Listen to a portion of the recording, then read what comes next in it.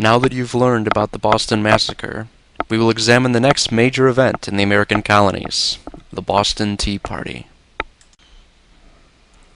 Between 1765 and 1770, Parliament twice passed and then repealed taxes. In 1773, a new conflict over taxes exploded. This time, colonists began to think the unthinkable.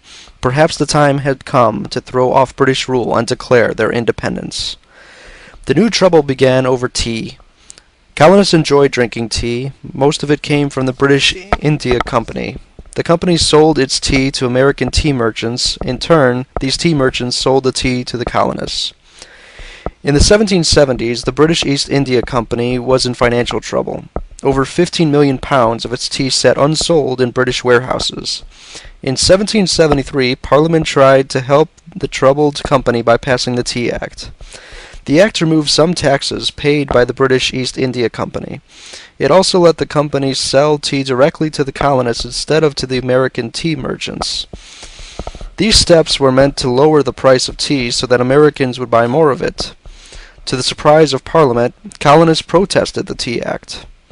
American tea merchants were angry because they were cut off out of the tea trade. If Parliament ruined tea merchants today, they warned, it might turn on other businesses tomorrow. Even tea drinkers, who would have paid less for tea, scorned the Tea Act. They believed that it was a trick to make them agree to Parliament's right to tax the colonies. Once again, Americans responded with a boycott. "Do not suffer yourself to sip the accursed duty stuff," said one newspaper. "For if you do, the devil will immediately enter into you, and you will instantly become a traitor to your country." Daughters of Liberty brewed homemade Liberty tea from raspberry leaves. At some ports, colonists refused to let ships unload their cargoes of tea. When 3 ships loaded with tea reached Boston, Governor Thomas Hutchinson insisted that the ships unload their cargo. But Sam Adams and other Sons of Liberty had their own plans. On the night of December 16th, they met in Old South Church. They sent a message to the governor, demanding that the ships leave the harbor. The messenger returned with the governor's reply. The ships must stay and unload their cargo.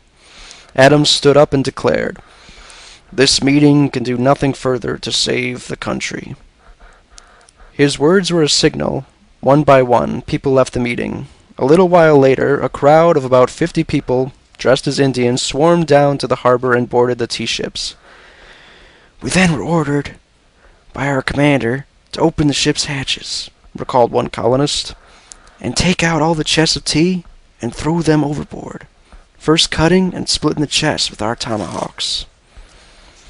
In 3 hours the job was done. The contents of 342 chests of tea floated in Boston Harbor. The next day, the cautious John Adams wrote about the event in his diary. "The people never rise without doing something to be remembered, something notable and striking. This destruction of the tea is so bold, so daring, so firm. It must have such important and lasting consequences that I can't help considering it a turning point in history."